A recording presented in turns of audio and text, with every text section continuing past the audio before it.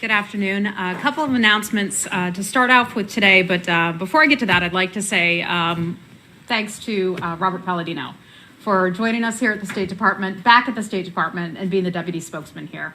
As you know, Robert gave his first gaggle off camera yesterday, and he did a terrific job. I had the pleasure of sitting in the back of the room for the first time during a briefing, and boy, was it intimidating sitting all the way back there and hearing all of your questions. So had I done that before I'd taken this job, I might not have taken this job.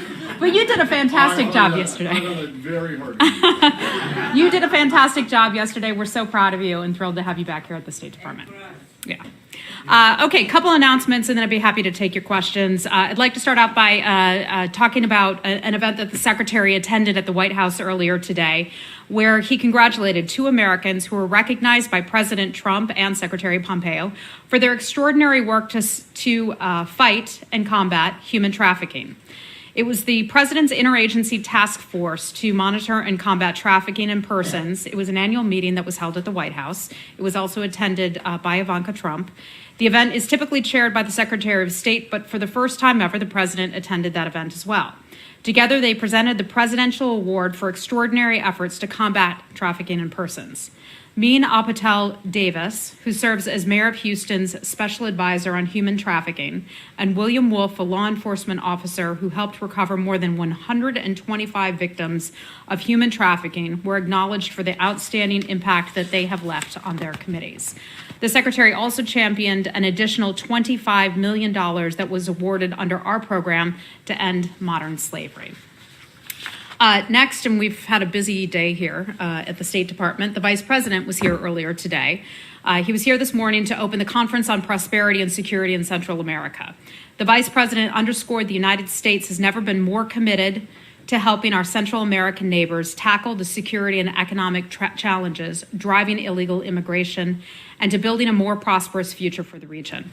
Secretary Pompeo is co-hosting the two-day event with Department of Homeland Security Secretary Kirstjen Nielsen and our Mexican partners, Foreign Secretary Videgaray, the Secretary of Government of Homeland Security Secretary Kirstjen Nielsen, and our Mexican partners, Foreign Secretary Videgaray, the Secretary of Government Navarrete, and we also welcomed President Hernandez of Honduras, President Morales of Guatemala, and Vice President Ortiz of El Salvador. As Secretary Pompeo noted this morning, we must all work together to secure our borders, to protect our citizens, and increase opportunities for legitimate businesses to invest in the region. For our part, we know that if our partners in Central America are stronger, the United States will be stronger as well. Last thing I'd like to address, and today we had a group of young Afghan girls here at the State Department, and many of you may recall last year, a little bit of a controversy with the Afghan robotics team. Eventually, those gals were brought into the United States. This year, they came back. In celebration of the International Day of the Girl, I'd like to welcome members of the first all-girls Afghan robotics team to the State Department today. The team received the 2018 Game Changers Award at the Asia Society Gala in New York City on Tuesday. They've spent the week meeting with several government and NGOs here in Washington. As you may remember, they earned a silver medal at the first Global Challenge in Washington last summer for a robot that uses solar energy to support small-scale farms in Afghanistan.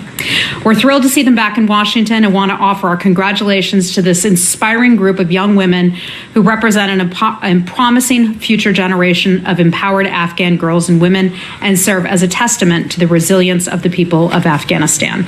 And with that, I'd be happy to take your questions. Yes, congratulations to them. I assume that they didn't have the same visa issues this time around as they did last time. As I recall, it was the president himself who intervened and got them their visas. We learned a lesson there. Yeah, okay, good.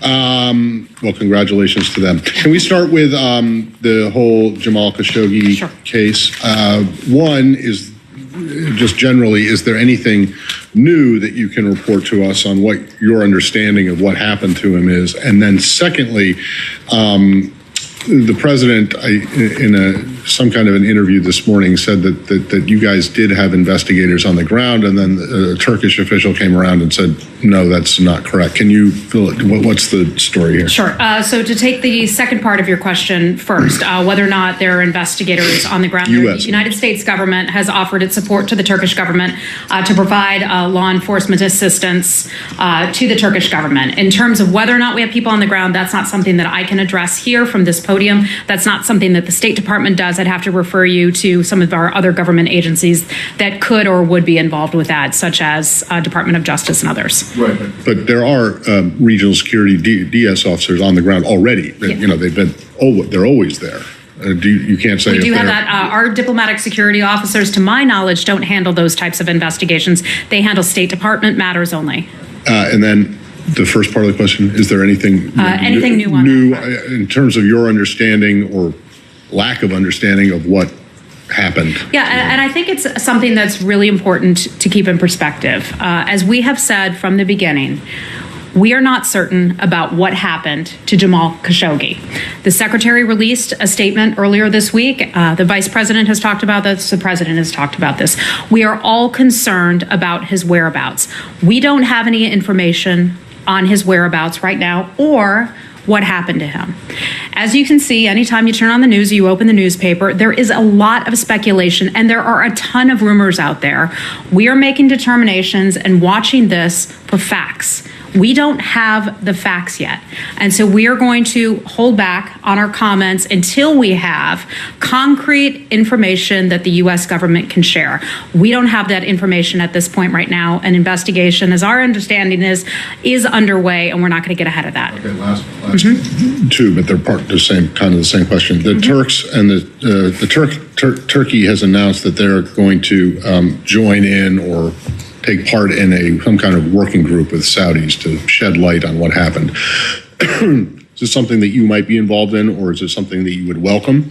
And then secondly, I just wanted to follow up on a question I asked Robert. Let me just take that part, because we welcome a thorough and transparent investigation, and we've been extremely clear about that. I can also add another piece of information that we have communicated with the Saudi ambassador to the United States. It's my understanding that he is on his way back to Saudi Arabia. We have said to him that we expect information upon his return to the United States. When and if we have additional information to bring you, we will bring it to you right away. He's on it. Is your understanding? Did you tell him that he better get we absolutely did not. That was not at our direction. I can't speak on behalf of that government, but I can tell you that I'm told that he's headed back to his home country, and we expect some information when he gets back. Oh, well. Have you told him not to bother coming back unless he has an explanation? No. All right. And I'm not going to get ahead of things. I mean, look, the U.S. government is extremely concerned about this situation. This has the highest attention at the highest levels of the United States. I'm not trying to make light of it. I just want to know, have you told him that, look, when you get back here, you better have we would like some information. We certainly would. And I don't think we've been shy about that. And then last one, and I'll shut up. Yesterday, I asked Robert, and other people did too, about this reports about intelligence that you guys may or may not, or reports that you did have intelligence that there might be some harm that came to him.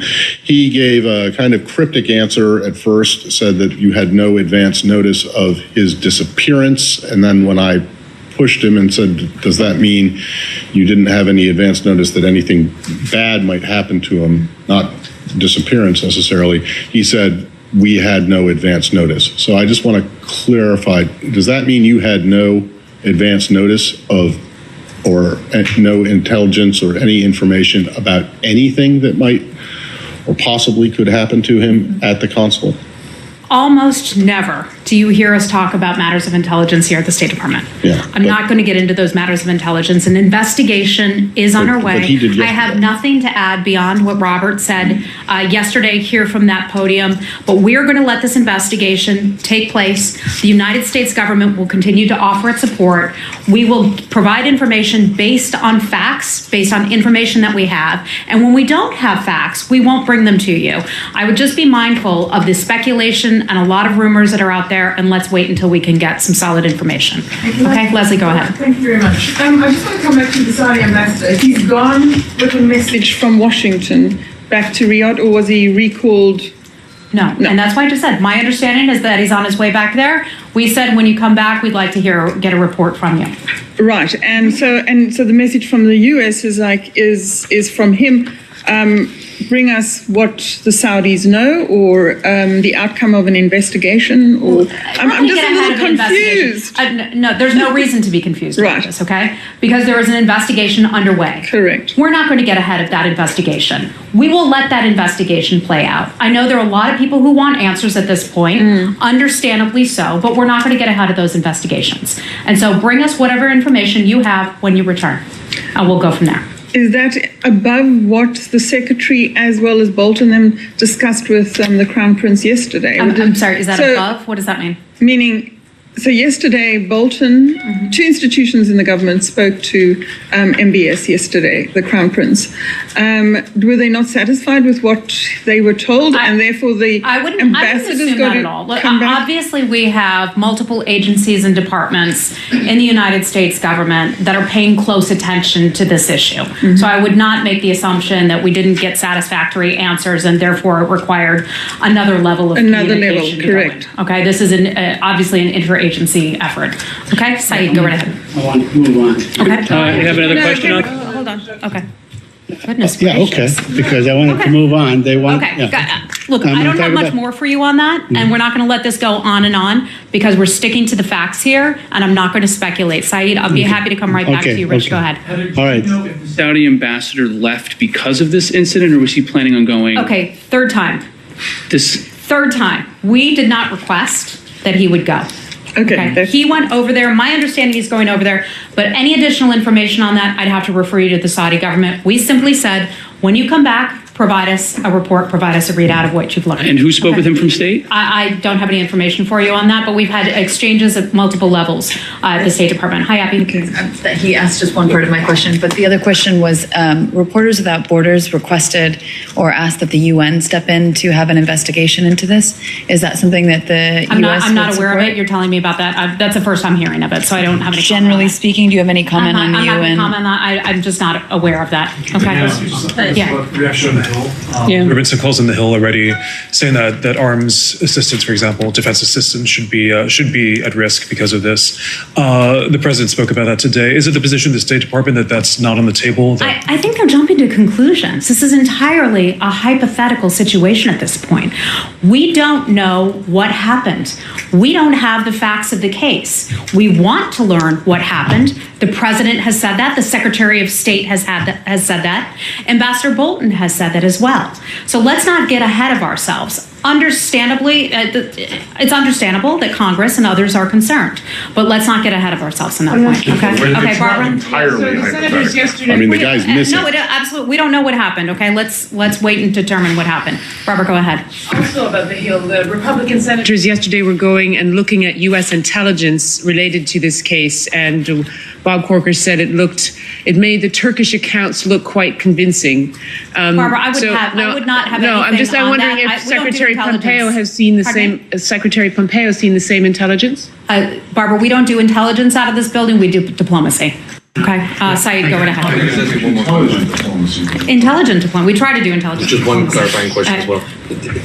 There's been a lot of speculation or reporting on what Mr. Khashoggi's immigration status is. Can you clarify at all whether or not he's a lawful permanent resident, if he's on a visa, anything like that? I think, well, we don't discuss visa applications. I don't have anything additional for you beyond what we've already discussed on his status. Okay, Saeed, go right ahead. Very quickly on the Palestinian issue. Yesterday, Secretary Pompeo at the award dinner said that, quote, Israel is everything we want the entire Middle East to look like going forward. What does that mean? Well, I think it means a lot of things. Right. One, recognizing that we have a strong partner that is a democracy, that is prosperous. It is a country that desires peace. Something that you all will appreciate, they have a free press and a very vibrant press at that, and a free market economy. Those are all good things that we look to when we see other nations around the world that are stable, that we look to as sort of a beacon of hope in that sense. And I think that's exactly what the Secretary was referring to in his speech. But Israel occupies another people. Pardon me? It occupies another people. It imprisons them. It has checkpoints all over.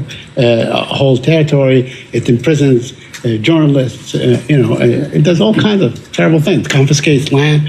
Does all kinds of things. It is a fact that it is democratic. Right. It is a fact that it is prosperous. Right. It is a fact that they have a free press. It is a fact that they have a free market economy that is strong.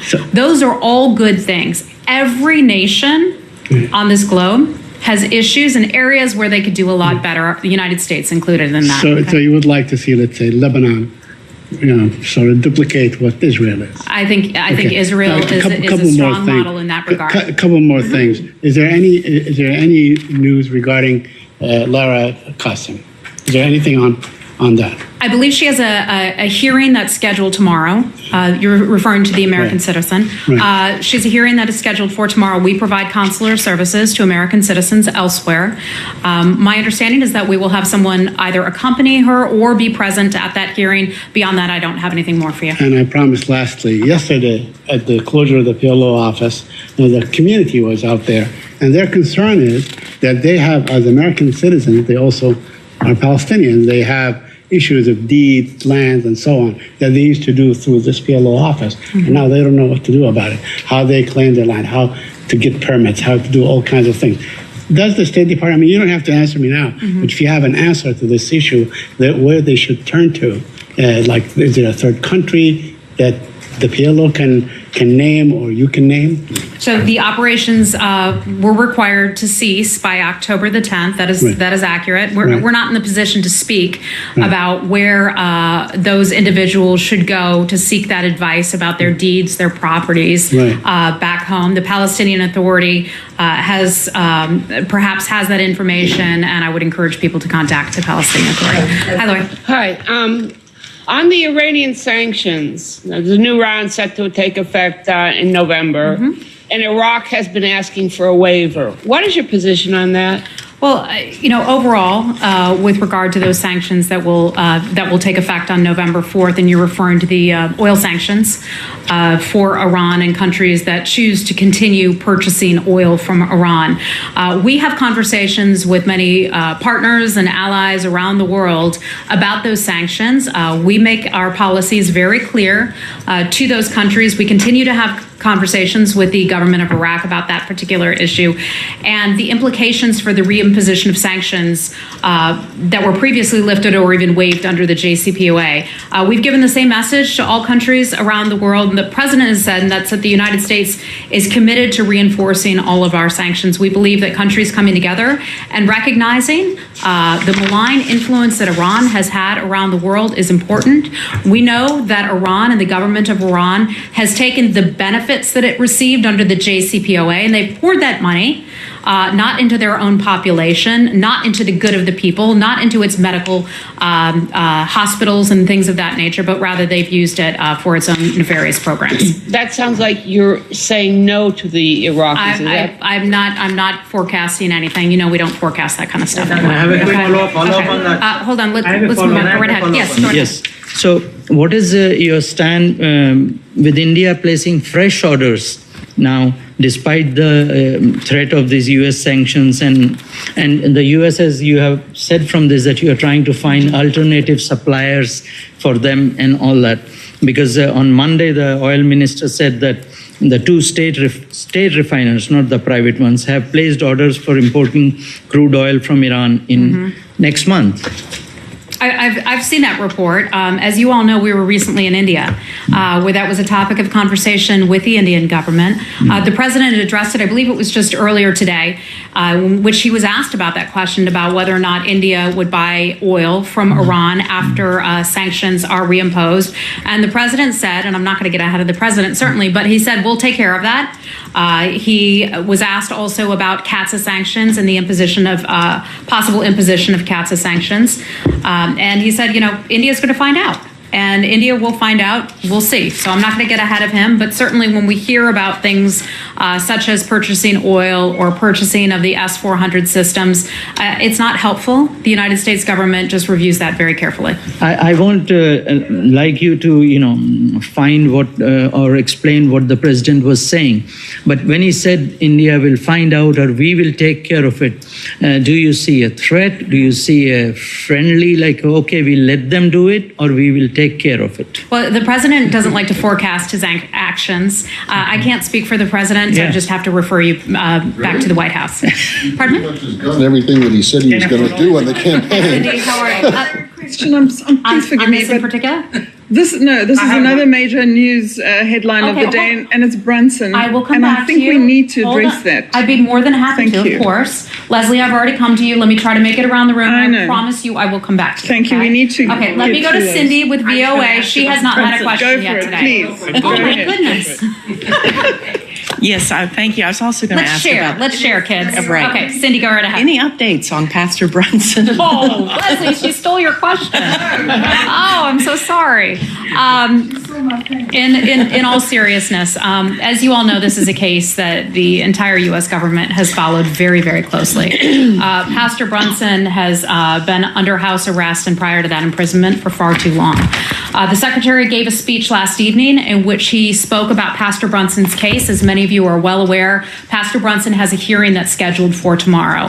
Our folks from our embassy in Turkey have been very engaged in this case, have been providing assistance and support in any way that we can for Pastor Brunson and his family. Let me also take this opportunity to remind you that we have locally employed staff who have also been detained, in addition to the NASA scientist who is still in Turkey as well, who is an American citizen. All of those cases have the United States government's tremendous concern, and we're watching those carefully. Now, Pastor Brunson's case happens to be tomorrow. We don't have any further information on it other than that, the secretary spoke yesterday, and he said it's the right thing for them to do to release Pastor Brunson. It's the humanitarian thing to do for Turkey to release him.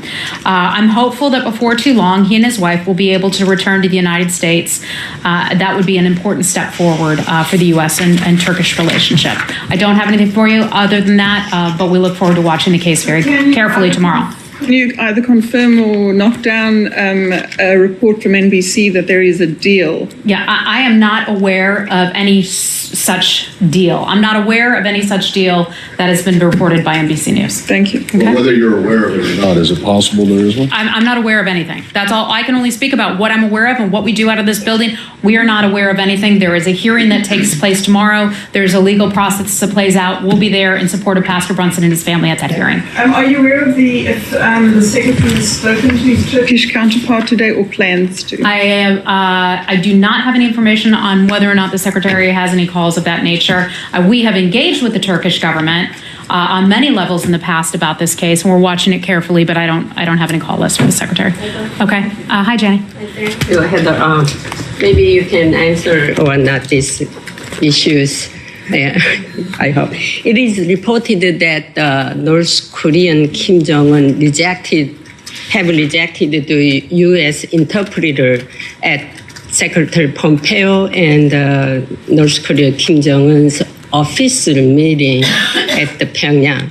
I'm sorry. Could I ask you to just repeat that first part about Chairman Kim? Chairman Kim has rejected U.S. interpreters at Pompeo and Kim Jong-un's meeting.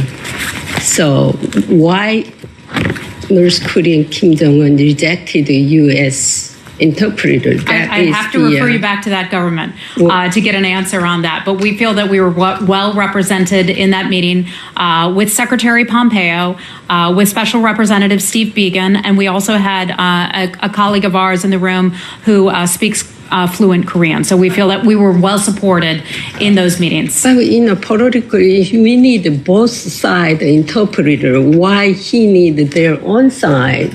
Why they don't want it, the United States side interpreter? That is not fair. We had equal numbers of people in that room having those meetings, and we feel fully confident that those meetings were fully understood not only by the United States side, but I believe by the North Korean side. How do you understand the North Korean Kim Jong-un's Korean saying? Well, I certainly wouldn't, but my colleagues who are in the room who speak Korean would. Okay, next question. Anybody else have something on North Korea? Boy, since when are you all not interested in North Korea? Okay, Lala, go right ahead. First, a quick follow-up on Iran. Okay. Has India requested for a waiver on Iranian oil? I think I already addressed that. You didn't. And secondly, India has Saudi supplying additional oil to India from next month onwards. Is it part of the U.S. Request to Saudis to Saudi Arabia sent oil to India. I wouldn't have. Saudi Arabia is releasing more oils to India next month. I'm afraid I don't have any information for you on that. Okay, and then I have two more questions on South Asia. One on Afghanistan. Ambassador Khalilzad is in Saudi Arabia right now. Before he was in Afghanistan, Pakistan. Has he made any headway in the peace talks? Well, I think anytime we're there on the ground, we're making headway. And the fact that we have a special envoy whose main job is to bird dog this issue, sort of an American term, forgive me for that, but to fight for this issue every single day, to work hard on this issue with his team, that's important. I think that's a step forward. He has a lengthy trip to the region. He was just in Afghanistan. He spent some time in some other countries. He will head back to Afghanistan at some point before the end of his trip, I believe to give the Afghan government a complete readout of his entire travels. The purpose of this entire trip is to talk about the peace and reconciliation progress. This is something that will be Afghan-led, Afghan-owned, but supported by the U.S. government. So anything beyond that, I don't have, but I can tell you that he is meeting with a wide range of folks on the ground, from from President Ghani to the Chief Executive Abdullah, political groups, the High Peace Council, Afghan media, and also civil society. And one on Pakistan. Pakistan has reached out to IMF for bailout package of around $8 billion. I know Secretary Pompeo had commented on this a few months ago, expressing his reservations on under what conditions IMF will give bailout package to Pakistan. What the U.S. has to say now? Sure. So we understand that Pakistan has formally requested assistance from the International Monetary Fund. In all cases, we examine that closely from all angles of it, including Pakistan's debt position in evaluating any type of loan program. This is something that we've been tracking fairly closely. The Secretary had spoken about this a few months back, I know in some interviews not that long ago. I think part of the reason that Pakistan found itself in this situation is Chinese debt. And the fact that there's debt that governments have incurred that they maybe thought wouldn't be so tough to bail themselves out of, but has become increasingly tough. So, last question, and then I got to go. I got two. Go over there, but I have two that I need to get done before the end of the week. One more question on the subject right at the top.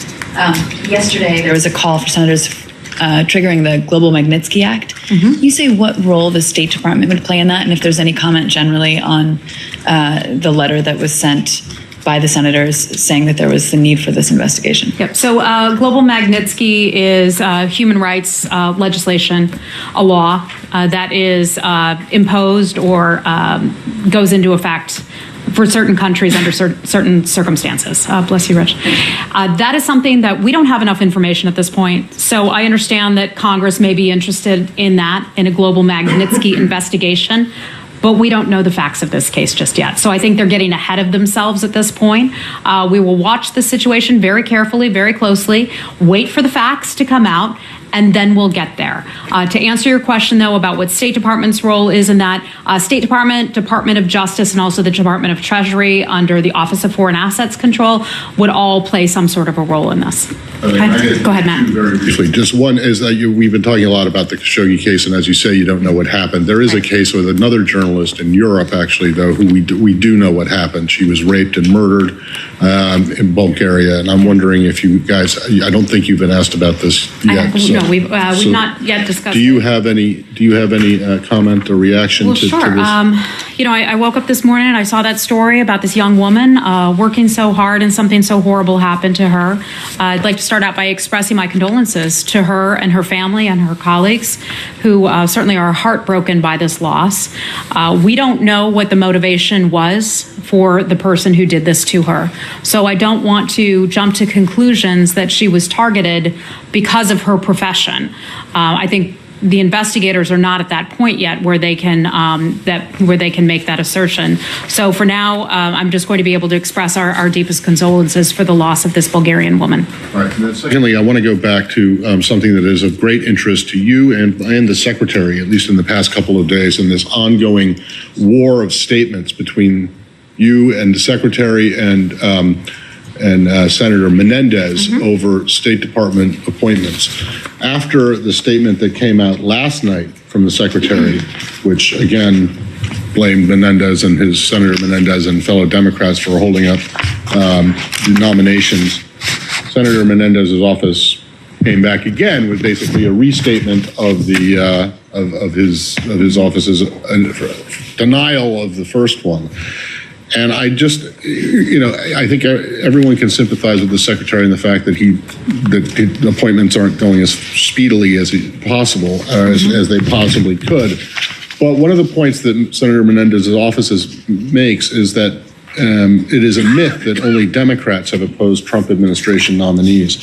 Isn't that a true statement? Isn't that fair? There have been nominees who are currently being held up and have actually had to have been withdrawn because of Republican opposition to them. You have a situation. Let's keep this in perspective. First of all, we have more than 60 nominees who have not been voted through the Senate at this point. Some of them have holds on them right now. Right. The Senate had said to the Secretary when he first came in, when he was going through his confirmation hearings, "Sir, will you staff up the State Department?" You remember the conversations, all of you, that we had 1 year ago. The flood of people leaving the State Department demoralized. Black Friday, you remember that one as well. Foggy Bottom is burning. You remember all those headlines. This Secretary came in and he said, "I'm going to change things. In order to do, hold on, in order to do my job, in order for the State Department to do its job, on behalf of the 75,000 people who work for the State Department around the world, let's get our team on the field." And the Secretary has prioritized that. He's brought in a counselor who is working nonstop to get that team on the field. The Secretary said in that confirmation hearing, "I will get my team on the field, U.S. senators, but I will also need your help." When there are more than 60 people who are not getting through the Senate is not doing its job. And there are some members in particular who are holding them up. Okay. Now, are there some who have hit some hurdles because senators have additional questions, or maybe they don't like them, maybe they feel like they are not qualified? Sure, there are a handful, as there would be in any administration. But by and large, of the 60-some people who have not gotten through the Senate, the vast majority of them are senior Foreign Service officers. These are the career professionals who work for the State Department, who are trying to get out in the field to go be the ambassadors of, Robert, help me fill in the countries, Togo. They need an ambassador. Our ambassador is still hanging out in the Senate. We'd like to get our ambassador to Togo. Help me out with some of the other countries. Equatorial Guinea. We need to get our person into Equatorial Guinea. Give me another one. Panama. We need to get our ambassador into Panama. Okay, and I'm sure those countries want their ambassadors. So the Senate needs to do its job, get our people through. In addition to those Foreign Service officers I just mentioned, again, the vast majority of those 60-some people who have not been pushed through yet, we do have political appointees. We need an undersecretary for management, undersecretary. There are only a handful of undersecretaries here, 7 or so at the State Department. We need someone to permanently run management. Get these people through, put them up for a vote so the State Department can conduct the diplomacy it needs to do on behalf of the American people. Well, listen, I am not going to denigrate the international importance and significance of Togo and Equatorial Guinea and, the role that they play as related to U.S. foreign policy. But I think, first of all, that Menendez office takes issue with the more than 60. He says it's 56. And it also says, what about nominating people for Saudi Arabia, Turkey, Australia, Mexico, Pakistan, Egypt, Singapore? These are countries that, with all due respect to Togo and Equatorial Guinea, are, also important and you to are, U.S. Matt, priorities. You're absolutely right. I would say that. Let me finish. Let me finish my question. You were absolutely right about that. All right. How often do you hear that? Not at home. My Not God, at home, at least. I right? think that is the first time I've ever heard that from this podium. No, you are Matt, you are right about that. But you haven't nominated anyone for those. Turkey, hold on. Those countries deserve an ambassadorial nominee. Right, and you guys have to nominate someone. I can tell you, those two countries in particular, we have people in the pipeline. Yes, Now, as but you they all haven't been know, nominated. the nominations are actually announced out of the White House. So we don't make those announcements here from the State Department. But we have people through the going through the pipeline right now. It's a lengthy process. I went through it myself when I became spokesperson.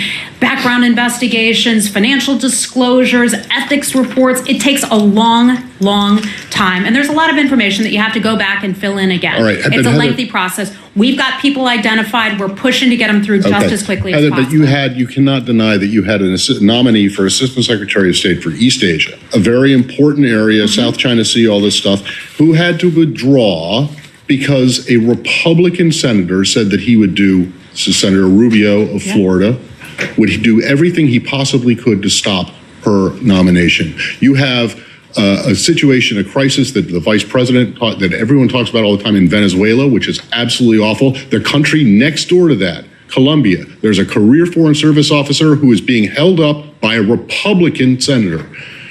There are Is some that not true? There are some cases, Are those yes, cases where true? we're a few Okay. members on the Hill. So let me finish. it's You not all asked- Menendez's fault. It is largely the fault of Senator Menendez. I'm sorry. Okay. Let's get All those right. folks to do their job so we can get the team on the field. We need to get it done. Okay? Thanks, everybody. We'll see you soon.